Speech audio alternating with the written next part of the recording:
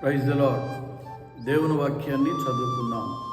115వ కీర్తన 13వ వచనం. పిన్నలనేమి పెద్దలనేమి తన యందు భయభక్తులు గల వారిని యెహోవా ఆశీర్వదించును. క్రీస్తునందు ప్రియులారా, ఉదయ కాలంలో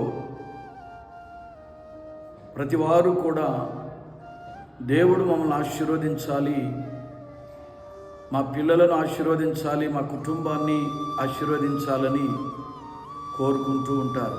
భూమి మీద ఉన్న ప్రతి మానవుని కోరిక ఏంటంటే మా ఫ్యామిలీ అంతా ఆశీర్వదించబడాలి అని కోరుకుంటారు. మంచిదే, కానీ ఆశీర్వాదం ఎలా వస్తుంది? మనం ఆశీర్వదించబడాలన్నా, మన కుటుంబం ఆశీర్వదించబడాలన్నా, మన బిడ్డలు ఆశీర్వదించబడాలన్నా ఇక్కడ చక్కటి మాట పరిశుద్ధాత్మ దేవుడు మాట్లాడుతున్నాడు. పిన్నలనేమి పెద్దలనేమి తన యందు భయభక్తులు గల వారిని యెహోవా ఆశీర్వదించును అనే మాట మనం చూస్తున్నాం. దేవుడు మనల్ని ఆశీర్వదించాలి అంటే మనము దేవుని యందు భయము భక్తి కలిగి ఉండాలి.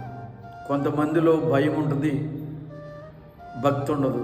కొంతమందిలో భక్తి ఉంటుంది, భయం ఉండదు. కొంతమందిలో రెండూ మనకు కనపడవు.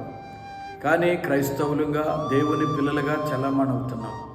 దేవుని ఆశీర్వాదాలు ఎలా వస్తాయి? దేవుని ఆశీర్వాదం మన మీదకి రావాలి అంటే దేవుని యందు భయము భక్తి కలిగిన వారుగా ఉండాలని ఉదయ కాలంలో నేను మీకు జ్ఞాపకం చేస్తూ ఈ మాటలు ముగిస్తూ ఉన్నా.